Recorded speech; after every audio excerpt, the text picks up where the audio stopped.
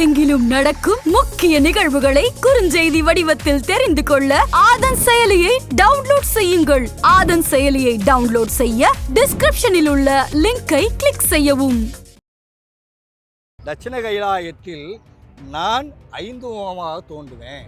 அங்க நீங்க தரிசனம் செய்தால் உங்க சாப விமோச்சனம் தீருங்கிற. தட்சிண கைலாயம் எதுங்க? வெள்ளியங்கிரி மலை. சரீரியாக சிவபெருமான் சொல்றாரு, கைதட்டுங்க அங்க தண்ணி வரும் அப்படின்னா. தேவர்கள்லாம் கைதட்டவும் இருந்து தண்ணி வந்துச்சு. கைதட்டி சோனைன்னு இன்னைக்கும் பேர் இருக்கு. இந்த ஆண்டி சோனையிலிருந்து குளிக்கிறதுக்கு, உடலை சுத்தம் செய்வதற்காக ஆண்டி சோனையில தீர்த்தம். 2வது கொஞ்ச தூரம் மேலே போனோம்னா விநாயகரை தரிசனம் செய்வதற்காக அங்க தானாக தோன்றிய விநாயகர் இருக்கார். அந்த கிழக்கு திசையில 3 லிங்கம் இருக்கு. அந்த 3 லிங்கமாக சிவபெருமான் இங்க உட்கார்றாரு. பூமி தத்துவம்னா அந்த மலையே ஒரு லிங்கம் மாதிரி இருக்கு. இங்க வரக்கூடிய பக்தர்கள் பூரா என்ன பண்றாங்க? தடியை மலை ஏறி இறங்கி வந்துட்டு அந்த தடியை வீட்டுல கொண்டு போய் வச்சிருப்பாங்க. பயணம் நமக்கு ரொம்பவே ஒரு வித்தியாசமான அனுபவங்களை கொடுக்கக்கூடிய ஒரு இடம் அப்படின்னு நம்ம சொல்லலாம். சிவனை எங்கெங்கெல்லாமோ நம்ம தேடிட்டு இருந்தாலும் வெள்ளியங்கிரியிலையும் சிவனுடைய கால் தடமும் இருக்கு, அவர் வாழ்ந்ததுக்கான தடயமும் இருக்கு அப்படின்னு சொல்லக்கூடிய இடம். வெள்ளியங்கிரியில ரொம்ப முக்கியமான விஷயங்கள் நிறைய இருக்கு. ஸோ நம்ம வெள்ளியங்கிரி மலைக்கு போகிறதுக்கு முன்னாடியே பார்த்தீங்கன்னா கோரக்கர் சித்தர் பீடம். ஸோ இது வெள்ளியங்கிரி போகிறதுக்கு முன்னாடியே இருக்குது. உதயகிரி சுவாமி அவர்கள் நம்ம கூட இருக்கிறாங்க. கோரக்கரை பற்றியும் இந்த வெள்ளியங்கிரி பற்றினும் தகவலை நமக்காக சொல்ல இருக்கிறாங்க. ஸோ அவங்கக்கிட்ட கேட்டு தெரிஞ்சுக்கலாம். வணக்கம் ஐயா. வணக்கம். நமஸ்காரம். எப்படி இருக்கிறீங்க? எல்லாம் இறைவனுடைய அல்லால, கோரக்கருடைய அல்லால, மக்கள் கொடுக்கு சிறு தர்மத்தினால எல்லாரும் தர்மத்தோடு நல்லா இருக்கும். ஓகேங்க, நல்லதுமா. ஐயா, அந்த வெள்ளியங்கிரி அப்படின்றது இப்போ இந்த ரீசன்ட் டைமில் இந்த கொஞ்ச நாளில் ஒரு பயங்கர ஃபெமிலியரான ஒரு பிளேஸாக மாறிடுச்சு. ரொம்ப ஃபேமஸ் ஆயிடுச்சு அப்படின்னு தான் சொல்லணும். இப்போ நிறைய பக்தர்கள் இந்த இடத்துக்கு வரணும், சிவனை தரிசிக்கணும் அப்படின்னு நிறைய பேர் வந்தாலும் இந்த இடம் எப்படிப்பட்ட ஒரு இடம், எப்படி ஒரு சக்தி வாய்ந்த இடம், சிவன் இங்கே எவ்வளோ ஸ்பெஷலாக சிறப்பு வாய்ந்தவராக இருக்கிறாரு அப்படிங்கிறத கண்டிப்பாக எல்லாருமே தெரிஞ்சுக்கணும் அப்படின்னு நினைக்கிறேன். நீங்கள் அதை பற்றி எங்களுக்கு கொஞ்சம் சொல்ல முடியுமா? மிக்க நன்றி. இந்த இடத்துக்கு உங்கள் சேனல்லேருந்து பேட்டி எடுத்திருக்கீங்க. என்னைய பேட்டி எடுக்கிறேங்கிறத விட இந்த வெள்ளியங்கிரி மலையினுடைய வரலாறு வெளியே தெரிய வேணுங்கிறதுக்கு ஒரு பேட்டி எடுக்கிறீங்க பார்த்தீங்களா, அதுக்கு முதல் நன்றி. ஏன்னா வெள்ளியங்கிரியினுடைய வரலாறு நிறைய பேர் பசங்கள்லாம் யூடியூப்பில் போகிறாங்க, மேலே போகிறாங்க, வர்றாங்க, அங்கே ஏறணும், இங்கே ஏறணும், அப்படியாச்சு இப்படியாச்சு இதுதான் போடுறாங்க. இது கோயிலினுடைய வரலாறு அல்ல, இல்லையா? இதுக்குன்னு அந்த வரலாறை முழுமையாக தெரியாமல், இப்போ அம்மா இருக்காங்கன்னா அம்மாவுக்கு குழந்தை இருக்கு, அந்த குழந்தைக்கு பேர் வைக்க தெரியாமல் சும்மா போனோம்னா அந்த குழந்தைக்கு என்ன பேர்னு கூப்பிடுவாங்க? கூப்பிட மாட்டாங்க. அந்த மாதிரி தான் இந்த வெள்ளியங்கிரி மலையினுடைய வரலாறு தெரியாமல் சும்மா போயிட்டு வர்றதுனால எந்த பிரயோஜனம் இல்லை, இல்லையா? அதனால தான் நாம் என்ன பண்ணுறோம், உங்களுக்கு இதனுடைய வரலாறுகளை முழுமையாக சொல்கிறதுக்கு நான் கடமைப்பட்டிருக்கிறேன். சரியா? இப்போது நம்ம சிவாயம். தென்னாடுடைய சிவனை போற்றி, எந்நாட்டவருக்கும் இறைவா போற்றி, ஏகம்பத்துரைக்கு ஏந்தாய் போற்றி, பாகம்பெண்ணூர் ஆனாய் போற்றி, காவாய் கிழக்கு தலையை போற்றி, கைலை மலையானே போற்றி போற்றி. இப்போ பார்த்தீங்கன்னா இந்த புராணம், வெள்ளியங்கிரி மலை புராணங்கிறது வெள்ளியங்கிரி மலைக்கு புராணம் கிடையாது, பேரூருக்கு தான் புராணம் இருக்கு. பேரூர் படலம் அப்படின்னு சொல்லுவாங்க. அந்த பேரூர் படத்தில் எழுதினவர் கச்சியப்ப முனிவர். அந்த கச்சியப்ப முனிவர் தான் இந்த வெள்ளியங்கிரி மலைக்கு யார் யார் வந்தாங்க போனாங்க அப்படிங்கிறது பூரா அவர் எழுதியிருக்கார். அதையத்தான் நான் சொல்கிறேன். இந்த கற்பனை பண்ணி இந்த இதெல்லாம் பண்ணி நான்லாம் எதுவும் சொல்லலை. சரியா? இப்போது இந்த இதில் நாரதர் இந்த கைலாயம் இருக்கு, மானோசரோவர் ஒரு கைலாயம் இருக்கு இல்லையா, அந்த கைலாயத்துக்கும் இது தென் கைலாயத்துக்கும் வித்தியாசம் இருக்கு. இதை என்ன சொல்கிறது, நன்னீர் கடலில் ஒரு கைலாயம் இருக்குது, 3 கைலாயம். இப்போது மானோசரோவரில் இருக்கக்கூடிய கைலாயத்தில் போனோம்னா வழிபட முடியாது, அபிஷேகம் பண்ண முடியாது, இல்லையா? அப்படியே சுற்றி வரலாம். கண்டிப்பாக. ஒன்று.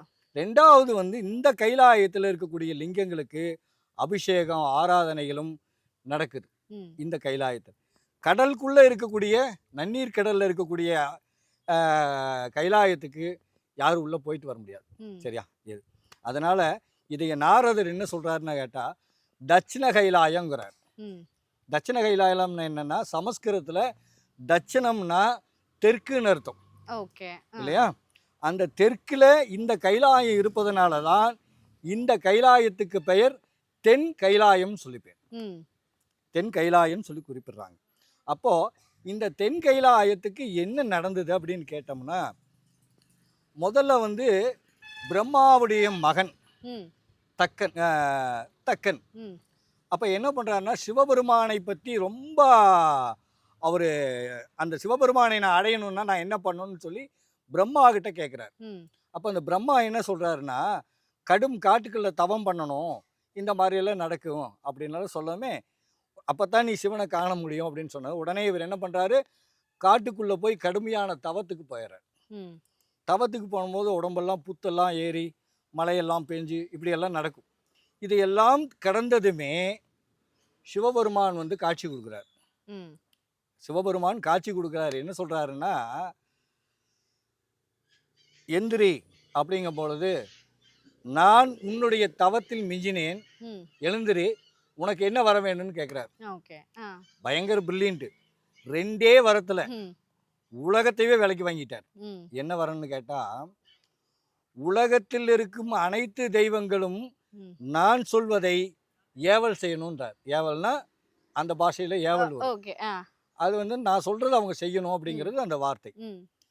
அப்போது கொடுத்தேன், ம். சிவபெருமான் கொடுத்தேன்ட்டார். 2வது வரம், பார்வதி தேவியாக இருக்கும் உன் மனைவி ம்.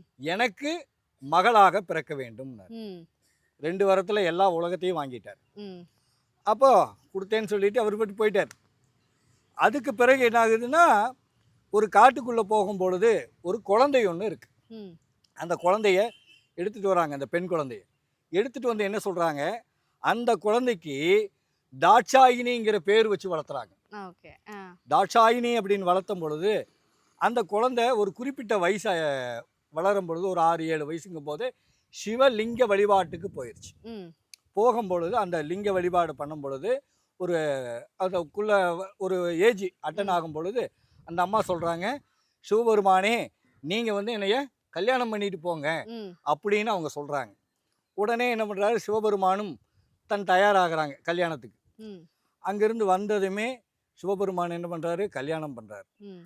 கல்யாணம் பண்ண இடம் எல்லாமே ஹரிதுவாரில் வந்து தட்சன் குன்று அப்படிம்பாங்க. தட்சன் ஓகே. குண்டு அப்படின்னு சொல்லக்கூடிய இடம் அங்கே இருக்குது. கல்யாணம் ஆன இடமும் ம். யாகம் நடந்த இடமும் அங்கே தான். ம்.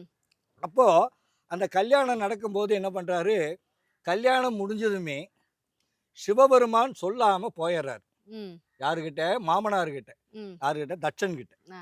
சொல்லாமல் போனதுனால உடனே முழுமையாக கோபம் வந்துடுது அவருக்கு. வந்து தாங்கிற ஒரு இது வந்து கோபம் வந்ததுமே ம். உடனே என்ன பண்ணுறாரு, ஒரு யாகத்தை வந்து தீர்மானிக்கிறார். ம். அந்த யாகத்தில் வந்து எல்லாத்தையும் கூப்பிடணுன்னா தேவர்கள் முனிவர்களுக்கு எல்லாம் கூப்பிட்றாரு. படப்படன்னு எல்லாருமே வர்றதுக்கு ஆரம்பிச்சிட்டாங்க. ஆனால் சிவபெருமானுக்காக அந்த யாகம் நடத்துவதற்கு போகிறாங்க. எங்கே ம். போகிறாங்க, கைலாயத்துக்கு போய் ஓகே.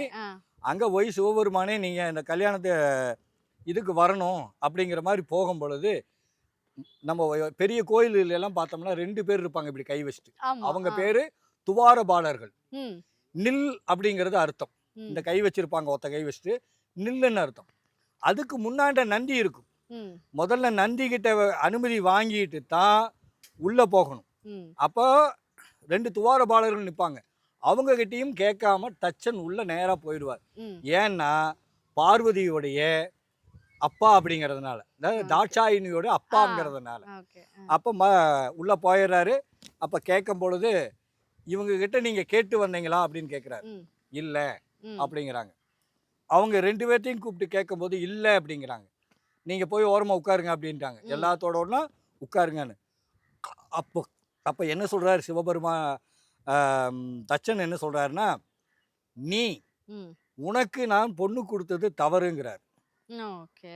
உனக்கு நான் பொண்ணு கொடுத்தது தவறு, நீ சுடுகாட்டிலையும் சாம்பலை பூசி வளர்ந்தவன் நீ, ம் உனக்கு நான் பொண்ணு கொடுத்தது தவறு அப்படின்னு சொல்லிட்டு ம் அப்புறம் யாகம் நடத்துறாங்க இல்லையா, ஆ அந்த யாகம் நடத்துற அவுள் பொரின்னு ஒன்று கொடுப்பாங்க. ம் பூர்ணாதின்னு சொல்லுவாங்க அதுக்கு பேர். ஓகே ஆ அந்த பூர்ணாதியும் கூட உனக்கு வாங்குவதற்கு தகுதி இல்லைன்ட்டு போயிடுறாரு ம் தச்சன்.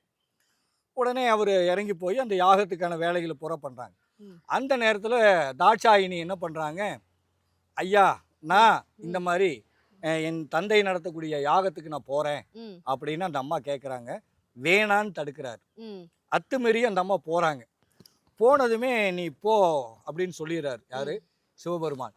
இது சொன்னதுக்கப்புறம் அங்கிருந்து நேராக போய் ம் அந்த இடத்துல இருக்கக்கூடிய யாக பொருள்களை எல்லாம் கேட்குறாங்க. நீ ஒரு பெரிய சிவனடியாரு, ம் ஒரு சிவபெருமானை மதிக்காமல் நீ இந்த யாகம் நடத்தினால் அது பூர்த்தி ஆகுமா? ம். அதான் உடம்பும் உயிரும் இல்லாம வெறும் உடம்பை மட்டும் வச்சு நீ பண்ண முடியுமா?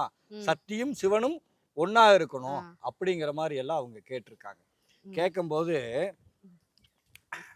ம். அந்த கேட்கும்போது தான் சரி அப்படின்னு சொல்லிட்டு கோபம் வந்து அந்த அம்மா என்ன பண்றாங்க, அந்த யாக குண்டத்துல இருக்கக்கூடிய பொருள்களை பூரா தட்டி விட்டுறாங்க. தட்டி விட்டதுக்கு பிறகு தச்சன் இடத்துல பார்க்குற தச்சன் ஒரு வார்த்தை சொல்றாரு, நீ எனக்கு மகளே இல்லை அப்படின்னு சொல்றாரு. ம் ஒரு வார்த்தை. ஏன்னா நீ வரம் எடுத்து கேட்டு வாங்கின புள்ள ம் நீ என என் மகை இல்லை அப்படின்னு சொன்னதுனால இந்த உடல் உயிர் வந்து பகவான் சிவபெருமானது, ம் உடம்பு தான் உன்னுடையது, அதனால இந்த உடல் அழியட்டும் சொல்லி யாக குண்டத்துக்குள்ள நம்ம இறங்கிடுறாங்க. ஓகே ஆ அந்த யாக குண்டத்துக்குள்ள இறங்குனதுமே என்ன ஆயிடுச்சுன்னா, இதைய நாரதர் வந்து பார்த்துக்கிட்டு இருக்கார். ம் நாரதர் பார்த்துட்டு நேரா கைலாயத்தில் போய் சிவபெருமான் கிட்ட சொல்றார், ம் பார்வை தாட்சாயினி வந்து இந்த யாக குண்டத்தில் விழுந்துட்டாங்க அப்படிங்கிற. ம் உடனே அவருக்கு கோபம் வந்து என்ன பண்றாரு, பயங்கரமான நடனம் ஆடுறார். ம் அந்த நடனமாடின காலம்தான் இரண்டாவது ஊழிக்காலம். ஓகே ஆ இரண்டாவது ஊழிக்காலம்னா அழிவு காலம் ம். அப்படின்னு சொல்லக்கூடியது. அப்போ அந்த நடனம் ஆடும் பொழுது அவர் அங்கிருந்து நேராக வர்றாரு. ம் தந்த பார்வதியை பார்க்குறாரு. ம். அந்த அம்மா இது பண்ணதுக்கப்புறம் கையில் தூக்கிக்கிட்டு பயங்கரமான நடனம் ஆடுகின்ற பொழுது அப்புறம் தேவர்கள் முனிவர்களும் எல்லாருமே அப்படியே பயந்து நிற்கிறாங்க. ம் இந்த உலகம் அழிஞ்சு போயிடும், வேற மாதிரி ஆயிடும் ம் அப்படின்னு சொல்லி ஏதாவது ஒன்று பண்ணணும் அப்படின்னு சொல்லி நாராயணன்கிட்ட கேட்பாங்க. ம் அப்போ அந்த நாராயணன் சொல்கிறாரு, அப்படியா சரி விடுங்க அப்படின்னு சொல்லிட்டு தன்னுடைய கையில் இருந்து வச்சிருந்த சக்கரத்தை ம் அவர் என்ன பண்ணுறாரு, விடுறார். ம் விட்டதுமே பார்வதியுடைய உடம்புல 51 துண்டுகளாக வெட்டி விழுகப்படுது. ஓகே பார்வதி தேவிகளுடைய உடல்கள் உடல் வந்து வெட்டி ஓகே விழுகப்படுது. அங்கே இருந்து விழுந்தது பார்த்தீங்கன்னா, அந்த விழுந்த இடங்கள்ல பூரா எங்கெங்கெல்லாம் உறுப்புகள் எல்லாம் விழுந்ததோ அங்கெல்லாம் சக்தி பீடம்னு நம்ம சொல்றாங்க. ம் இன்னைக்கு நம்ம சக்தி பீடம்னா அது உதாரணத்துக்கு காமாக்கியா.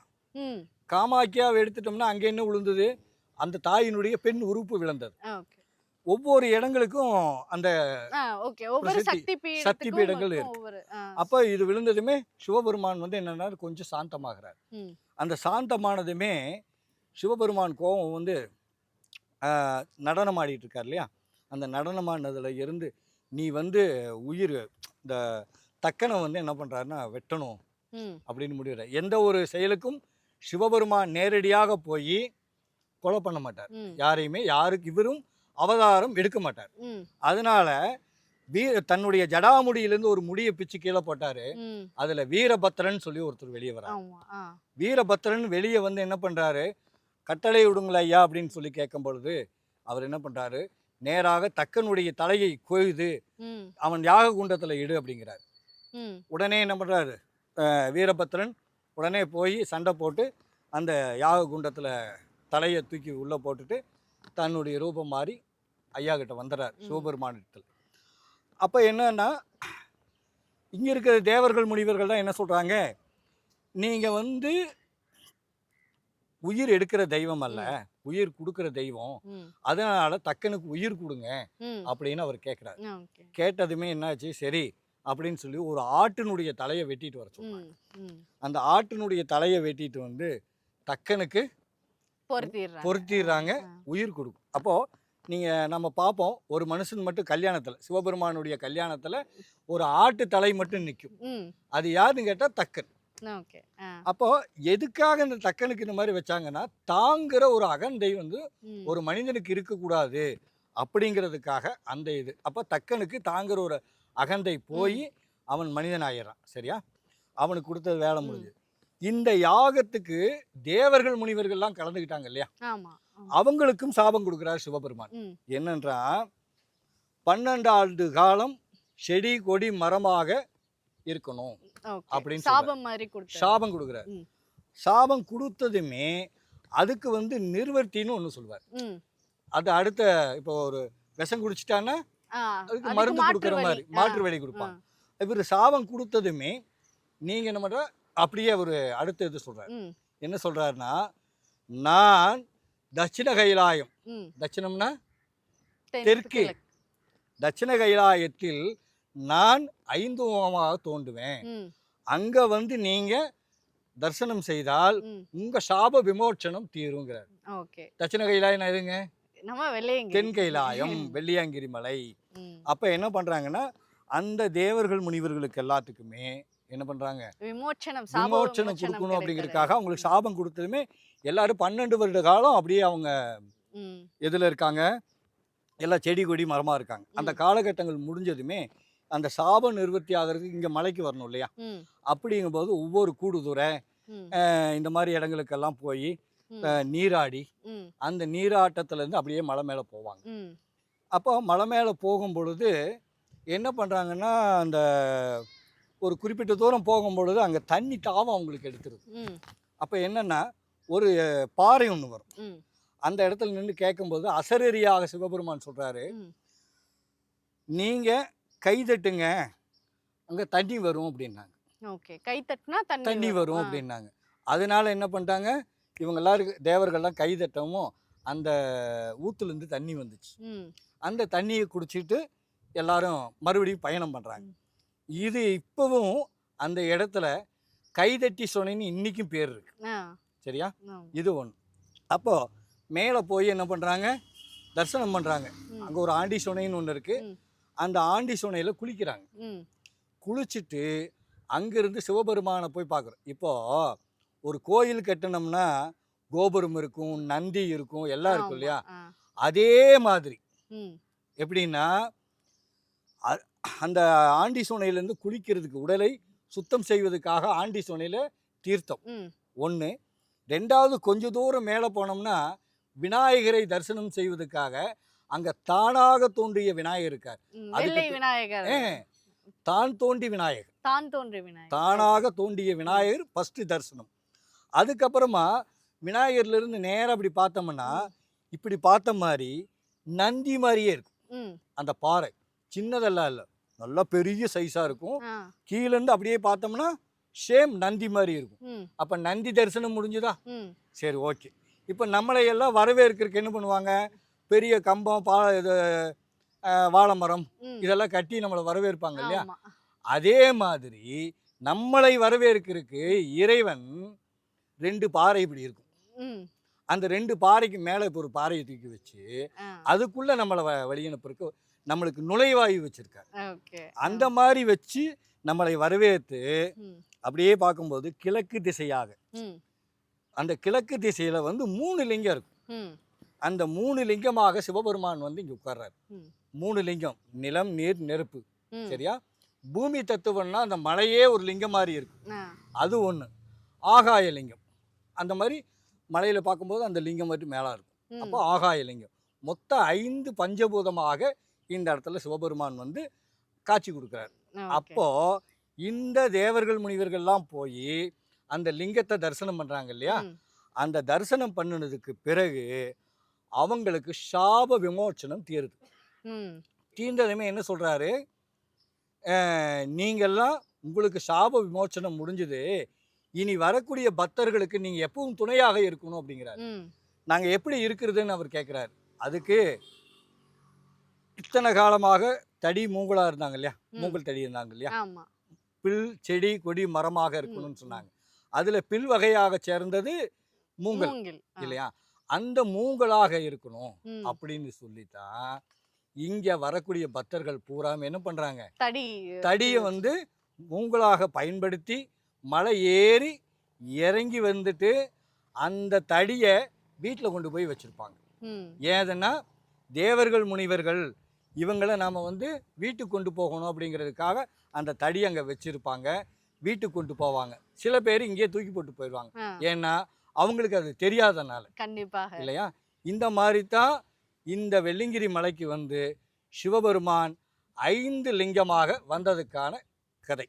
ஓகேங்க.